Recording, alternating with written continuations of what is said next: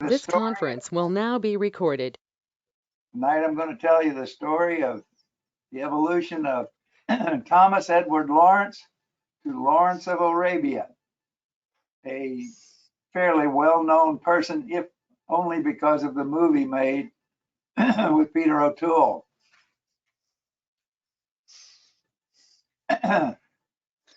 When his career ended in the Army, he was a full colonel, CBDSO.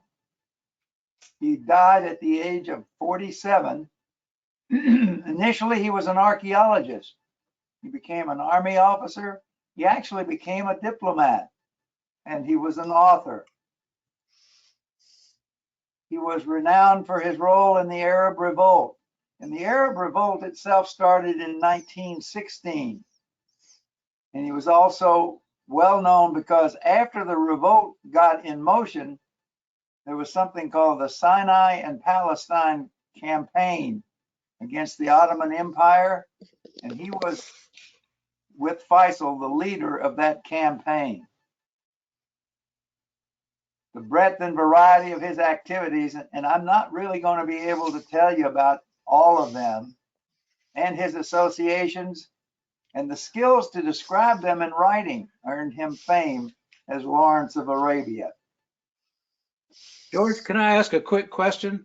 Sure.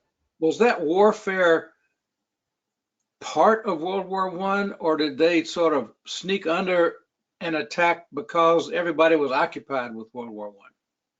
It was part of World War I. The British were fighting the Ottoman Empire. The Ottoman Empire had declared war on the Allies, and they were actually back in Egypt at the time, the British were, but they had a fair amount of involvement in the Middle East in different individuals, and that's how it all got started.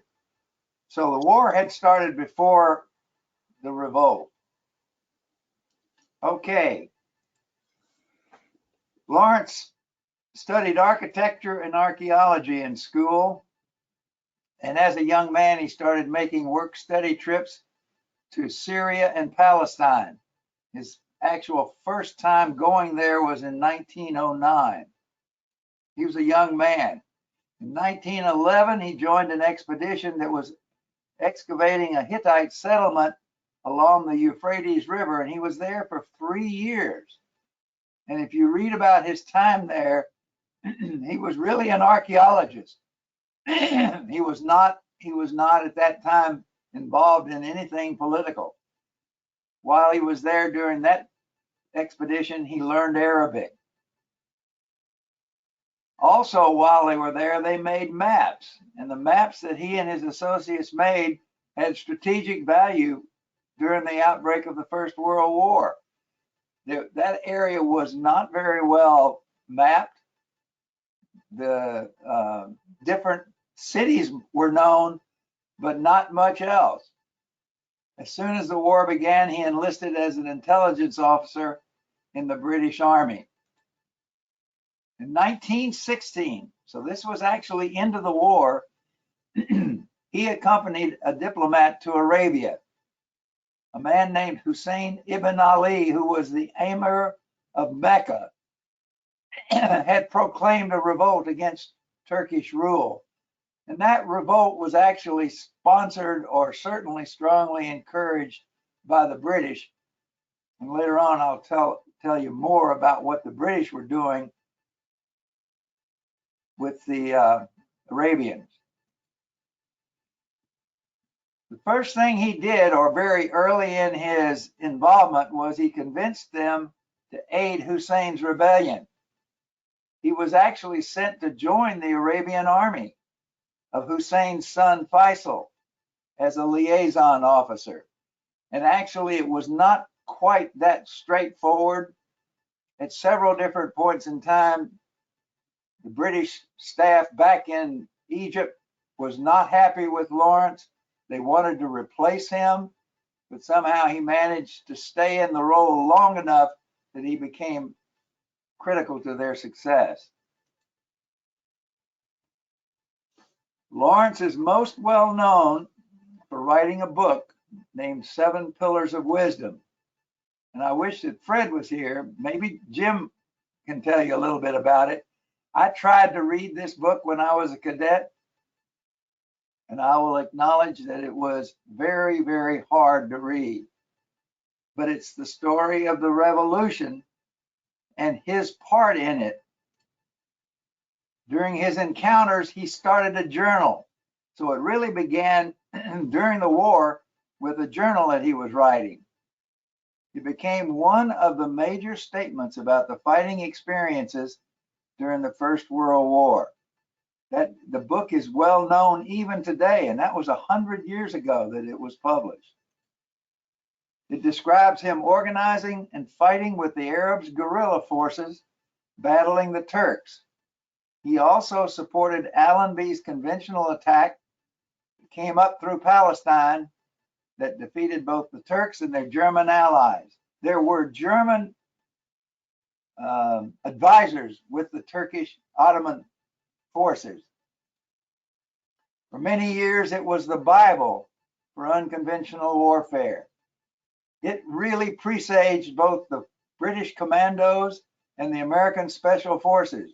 If you look at what Lawrence did, that's what commandos and special forces were designed to do, to build and support indigenous guerrilla forces.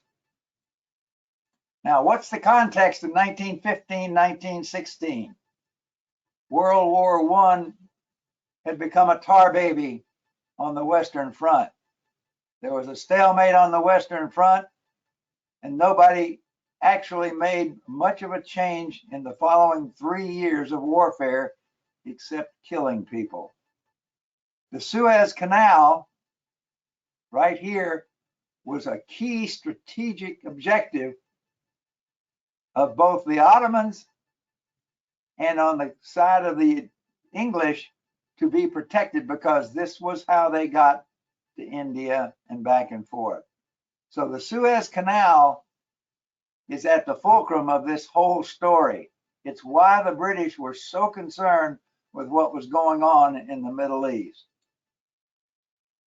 By then, the Ottoman Empire had chosen to ally with the Axis powers.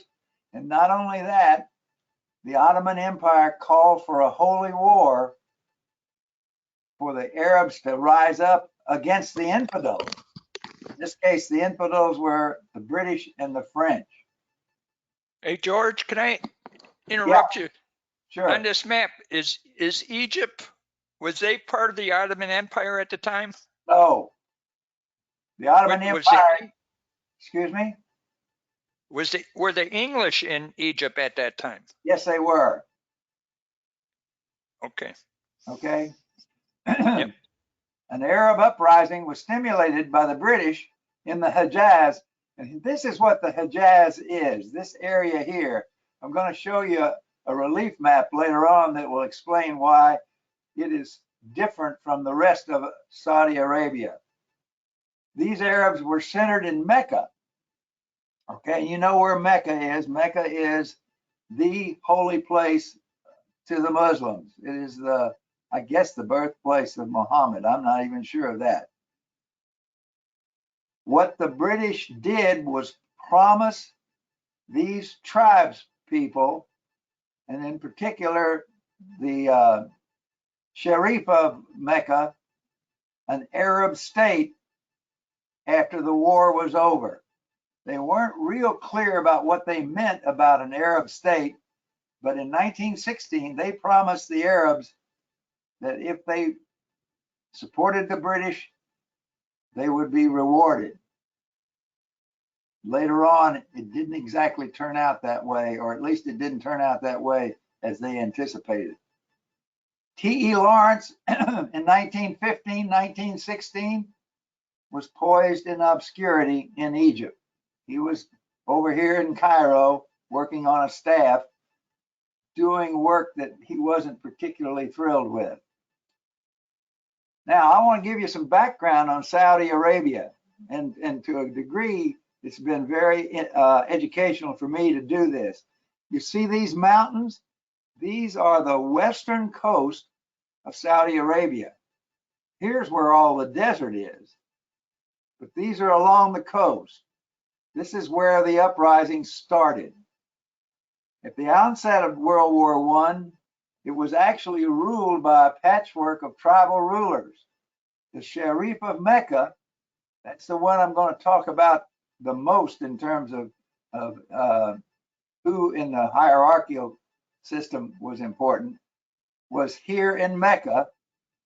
He had a very small kingdom. However, he was a direct descendant of Muhammad.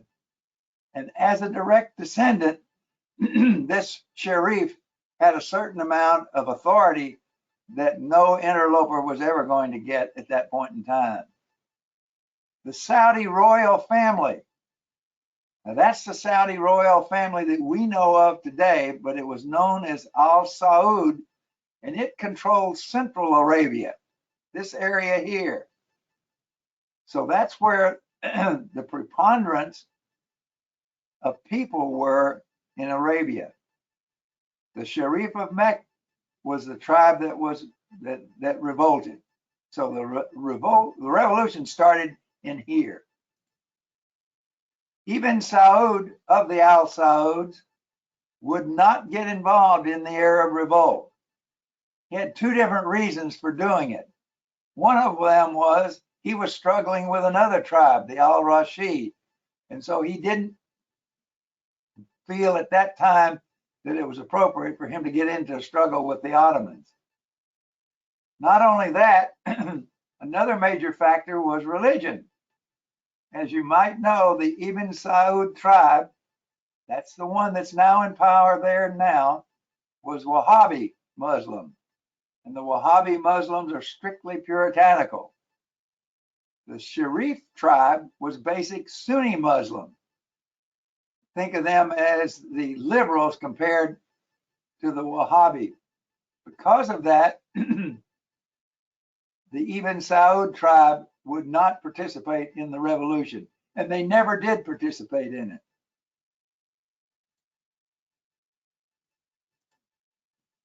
At the same time, unbeknownst to the Arabs, an agreement was being made between the British and the French. In 1916, they formed a secret treaty. They did have complicit assent from the Russian Empire and the Kingdom of Italy. So they weren't doing this totally in the dark. What that did was define their mutually agreed spheres of influence and control in what eventually became the partition of the Ottoman Empire. The agreement divided the Ottoman provinces outside the Arabian Peninsula itself into areas of British and French control and influence. And the way they acted on those is where much of the trouble today in the Middle East comes from. France was to control, and they were doing it through a process called mandates. And what a mandate does is allow them to have a government, allows them to have a military presence, it allows them to control what kinds of laws are being made. And these mandates, as far as France were concerned, was southeastern Turkey, this area up in here, northern Iraq, Syria, and Lebanon. The United Kingdom was going to control what is today southern Israel and Palestine, Jordan, and southern Iraq. That was the agreement that they made in 1916. The Arabs did not know anything about this agreement. They were giving this portion of Arabia to France indefinitely, and they were also planning on giving it, or the Arabs were planning on having it given to them. Now, hey George, can you go back to that slide? I don't know if I can or not. How do I do that? Wait a minute, let me see. I was going to ask you what the other colors were on that, because I can't read that box on the bottom. Okay, the two different red colors, excuse me, blue is French, green, and there's a difference between French control and French influence. And I'm not real sure that I can tell you what the difference is.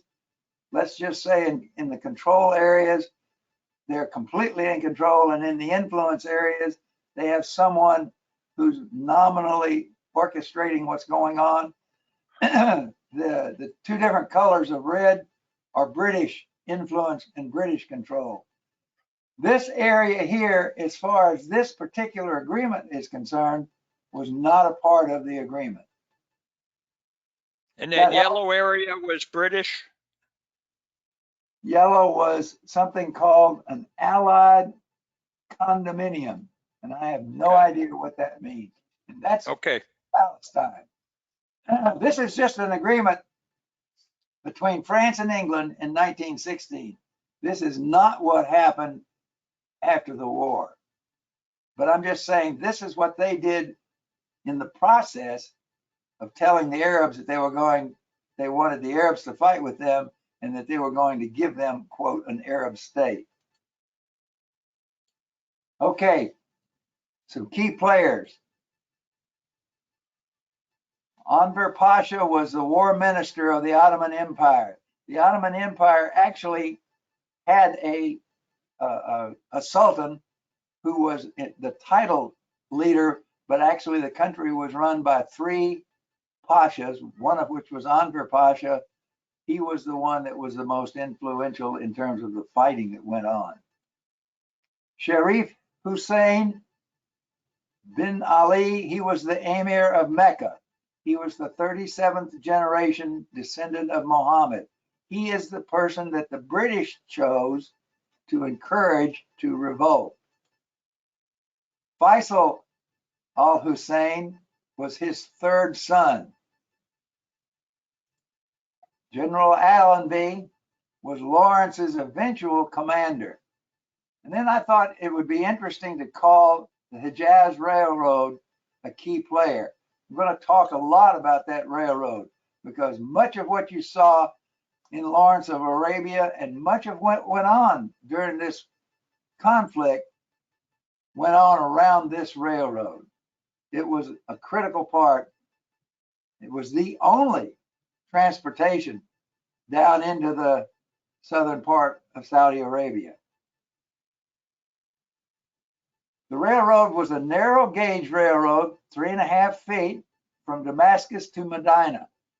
It goes through the Hejaz region of modern day Saudi Arabia.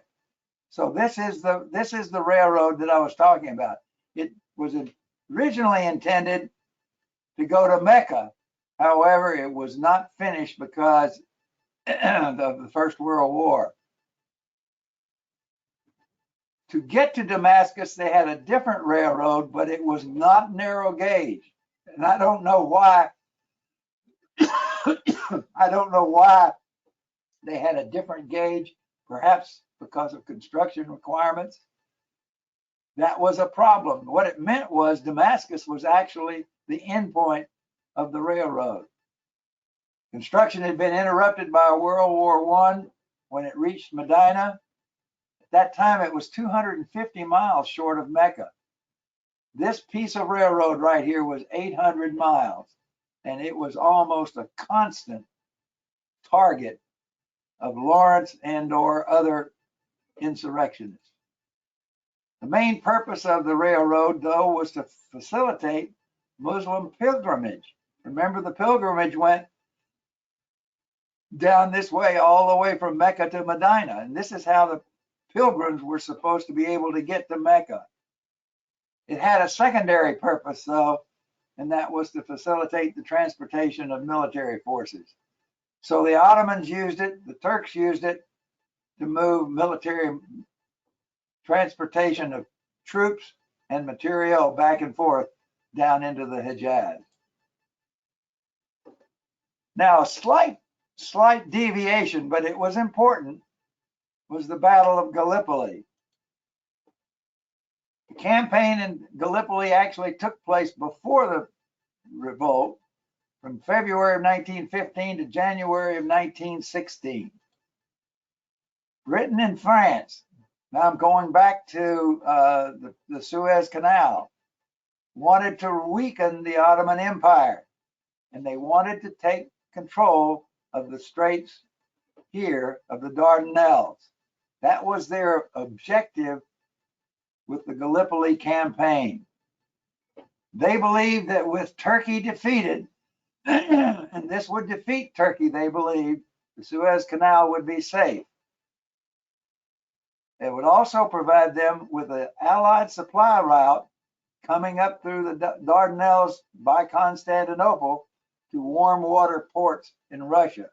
So it was going to be a way for them to send material to Russia. First, the Allied fleet tried to force the Dardanelles in February. It failed. And not only did it fail, what it did was alert the Turks that they better reinforce their army troops down in this area. It was followed by an amphibious landing. After 8 months of fighting and 250,000 casualties on each side, the British withdrew from Gallipoli. The campaign was abandoned. It was a costly defeat for Winston Churchill. In fact, he withdrew, he resigned as First Lord of the Admiralty because of Gallipoli. Now, the Arab Uprising. And we're going to spend a lot of time on the Arab Uprising. First thing that they did was attack this. See, they were in Mecca. They attacked the port of Jeddah, 3,500 Arabs in June of 1915. The British fleet was here in the Red Sea, and they had support of British warships and seaplanes. The garrison at Jeddah surrendered in June of 1916. By September, the Sharifan army had taken further, they were moving up the coast, taking the cities of Rabij, Yanbu, and Al-Kundafa, and they captured 6,000 Ottoman prisoners. The Royal Navy was supporting what they were doing, so they were moving up the coast. They could not, though, get past Yanbu. That's how far up they were. 15,000 well-armed Ottoman troops remained in the Hejaz, and that's in this area. Remember the mountains that were along the coast? That's where the Ottoman troops were located. An Arab attack, and they attacked Medina here. Remember, that's the foot of the railroad in October. They were soundly defeated, and that was a downtime for the revolution. The rest of 1916.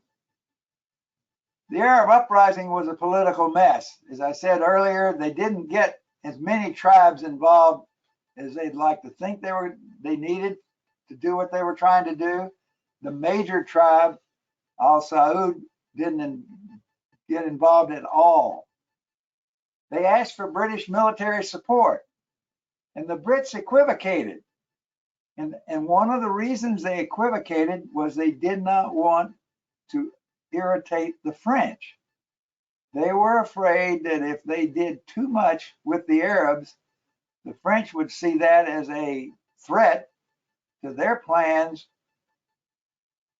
i.e. the Sykes-Picot Agreement. However, they finally sent a squadron of planes to protect Rabij. Lawrence at that time started making visits into the area. And he was there as a consultant almost. He had no official role to begin with, but including one of his visits, he met Prince Faisal. Faisal was the person in Lawrence of Arabia that you'll remember was the person he seemed to work with the most. He saw in Faisal the leader that was needed to make the revolution work. Then the French came into the Hejaz, and they further complicated the mess. One of the things that was being passed around was money. They were paying various groups of people various amounts of gold. It was It was not a clean revolution, let's put it that way. The Turks, back to Rabij again, tried to recapture Rabij, but before they could actually get there, they found themselves with some other problems that caused them to withdraw, and they never came back to the coast. Hussein, this is the father, then declared himself king of the Arabs. And the Allies didn't know what to do when he had done that, because they weren't real clear about what does king of the Arabs mean. Does that mean the king of Saudi Arabia? Does that mean king of an Arab population? The British finally supported him in that role, knowing that it was nebulous about what it meant. The French were much more reluctant to support Hussein as a king. Next town to deal with is Waj. Now Lawrence is back in the Hejaz, and he begins to plan with Faisal down here at Rabij for a march north. Their intermediate objective was the port of Waj here. So what they long-term planned was Damascus, and I'm going to talk a lot about what importance Damascus had. But by then, Lawrence was in full Bedu regalia. He went native. As they marched north, the show of force then, and this is what Lawrence anticipated, the show of force attracted volunteers from these other hill tribes in the Hejaz. With British naval support, this particular town fell pretty easily. The Turks were now in disarray. They still control this railroad, all right? In fact, they control the railroad throughout the entire war. But they had lost most of the coast. All they had left was the port of Aqaba. What Lawrence was doing was he was demonstrating how do you operate a revolution. And one of the things you do is you don't get into pitched battles. You go to where they are not, cause them trouble, and then leave. And that's what Lawrence was doing. Now, the politics by 1917. The French wanted Faisal to follow their lead, but they wanted him to focus on short-range disruptions of the Turk, not long-range installation of some kind of a Arabic empire. Saudi Arabia did not support the revolution. Their main issue was religion. Lawrence and Faisal were focused on Damascus. Everything that they did had that as their long-term objective. Lawrence was looking for ways to expand the revolution. He spent time with a number of different Bedou tribes, encouraging them to participate in the revolution, encouraging them with money, encouraging them with any kind of an incentive that he could find. And one of the incentives was killing the Turks. He got into killing people. The tribes wanted gold, and they would follow the money. In the book that I've been reading about it, there's a lot of talk about $50,000 to this tribe in gold, $100,000 to this tribe in gold, etc. So what was going on in early 1917 was trying to shake out what are we going to do next and who's going to do it. The British wanted to capture Medina. Remember Medina? They felt that if they could capture that, they could break the Turkish stronghold on the railroad. Now, I'm just going to talk a little bit about railroad and what happened along it. And in the movie, you saw a lot of railroad activity. But that was the lifeline of the Turks from Damascus to Medina. Interestingly, what they figured out was that the engines were the most lucrative targets. And the reason that they were the most lucrative targets is they did not have any more engines By now, the Brits had the coast sealed off. The British Navy did.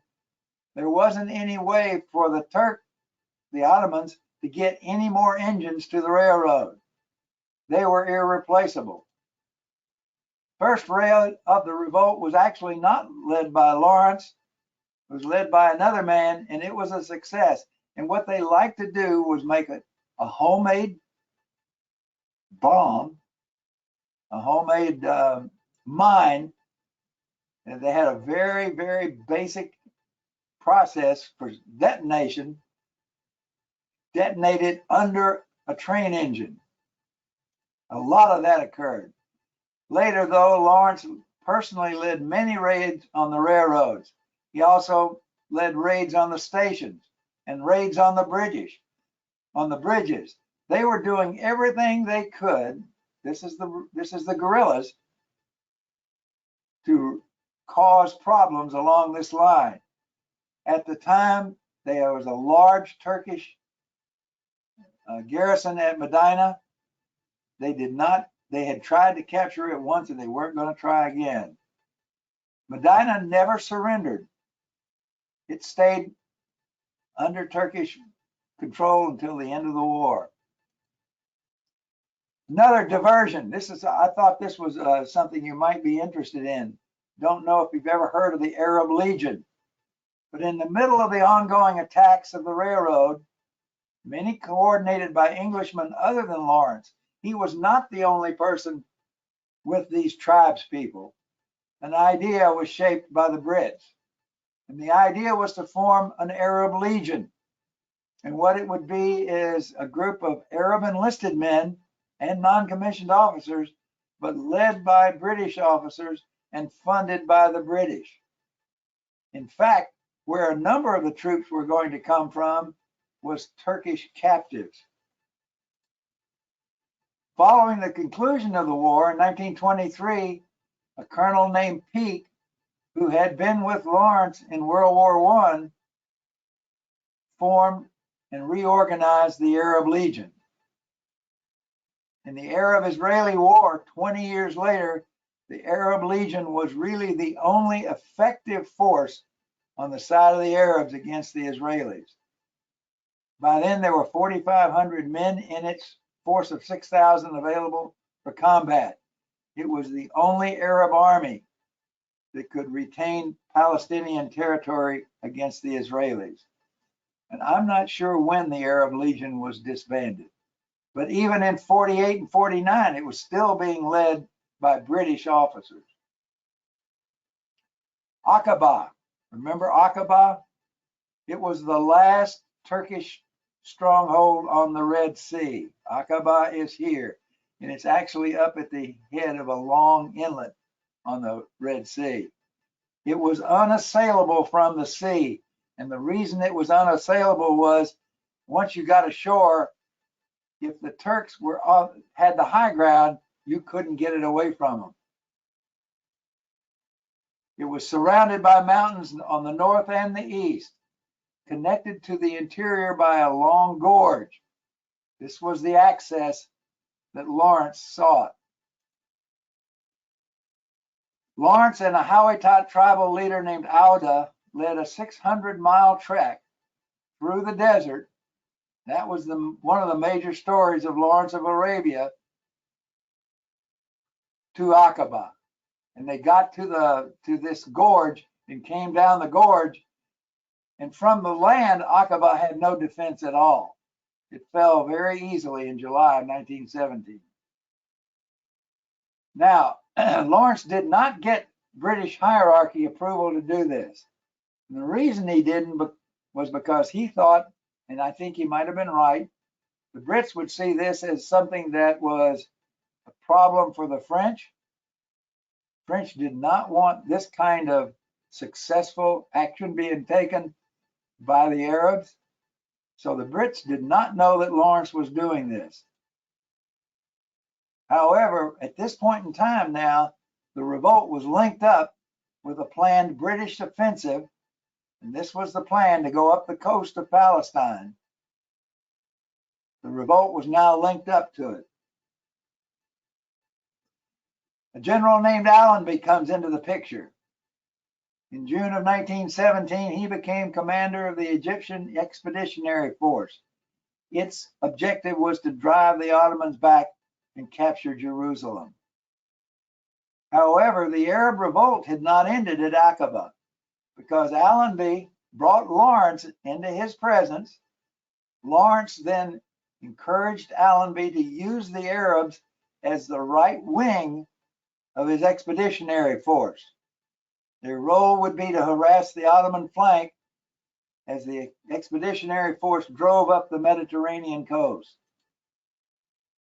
This has not been the British strategy.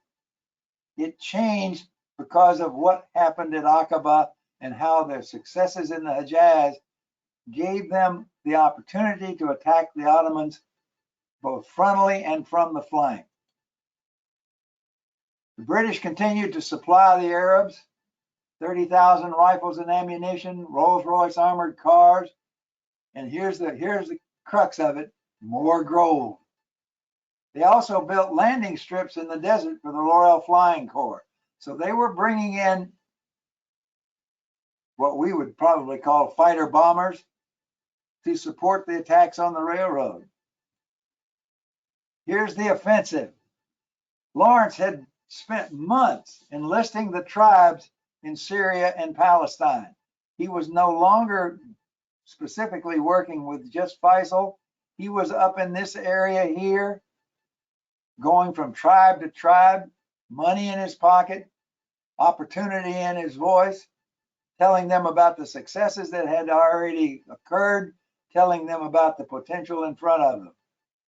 He was stimulating the expansion of the revolution into Palestine. The Arab army became part of the Palestine campaign. It harried the Ottoman army from the east as the expeditionary force drove up the coast. During the winter of 1917-18, the Arab army moved along the line of the railroad. So they were on the flank of the Turks. Lawrence led the Arabs on multiple guerrilla attacks on the railroad and forcing the Ottomans to divert a significant number of troops to defend the railroad. The railroad was still supplying Medina. Now, all this was going on in something called the Ballflower. Hey, George? Yes.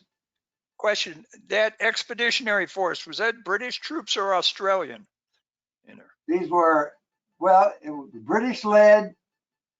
They were from everywhere. Yes, some of them were Australian, some of them were New Zealanders, some of them were South Africans, some of them were Indians.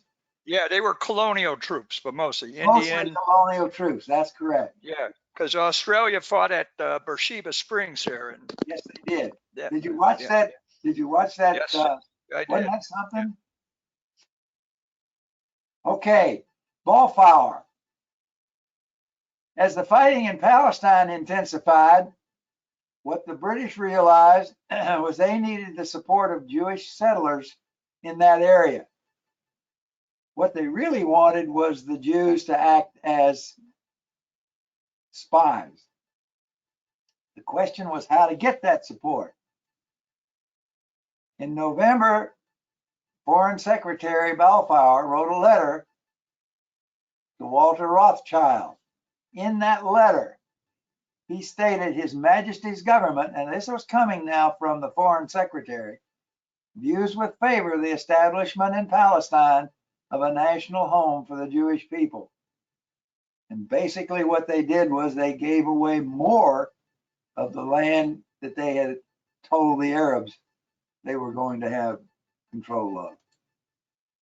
The letter would become known as the Balfour Declaration. It was part of the same territory that was committed to Faisal for the Arab Revolution. So they committed two different parts of it to two different people. And if the book that I read said one of the reasons that they did this is to hedge their bets. They didn't think the Arabs were going to be successful, basically. The end of the fighting. In the book Seven Pillars, Lawrence describes an episode in November while he was reconnoitering Daraa in disguise. He was captured by the Ottoman military. Daraa is in the southernmost part of Syria. That's where he was fomenting the revolution, on the border with Jordan. It was a major midpoint between Damascus and Amman.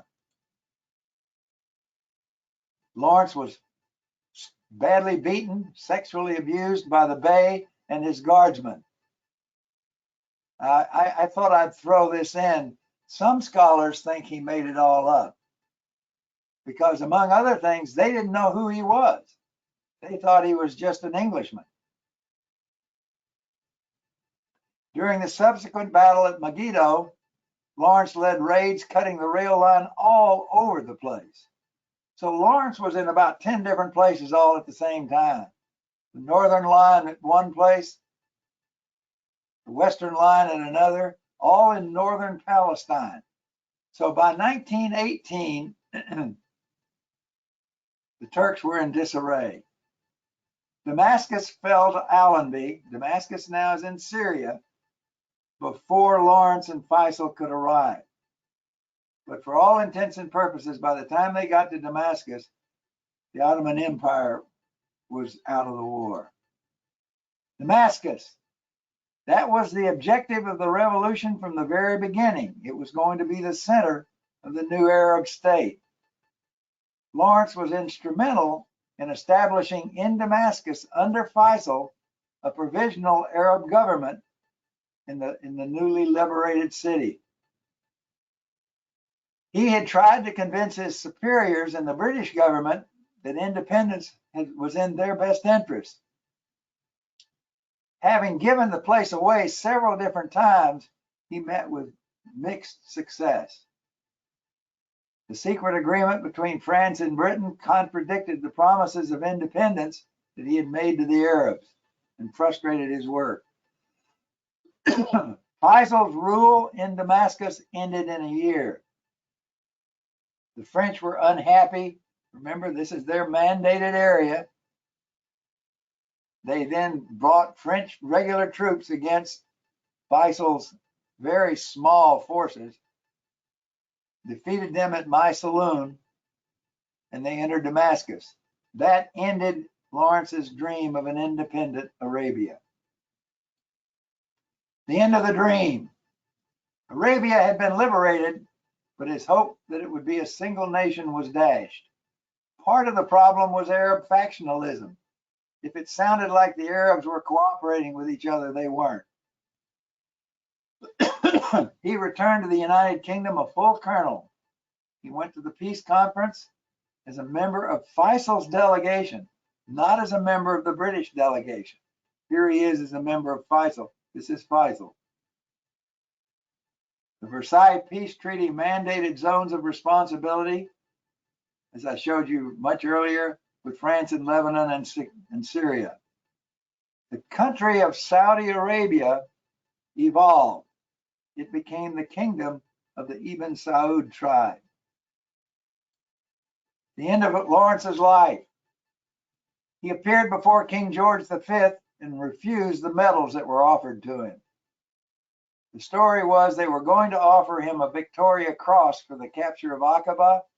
However, there were no other British officers involved who could confirm what actually happened.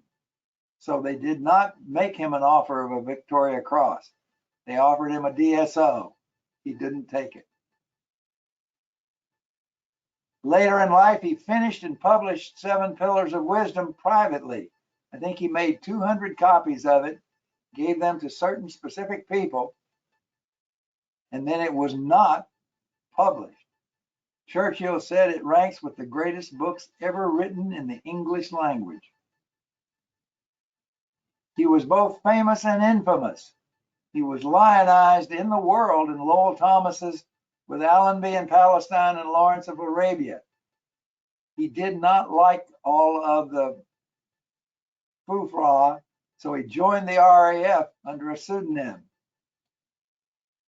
When they found out who he really was, he was just, now remember, he had been a full colonel in the British Army. He joined the RAF as an enlisted man. He was subsequently discharged and lived in seclusion.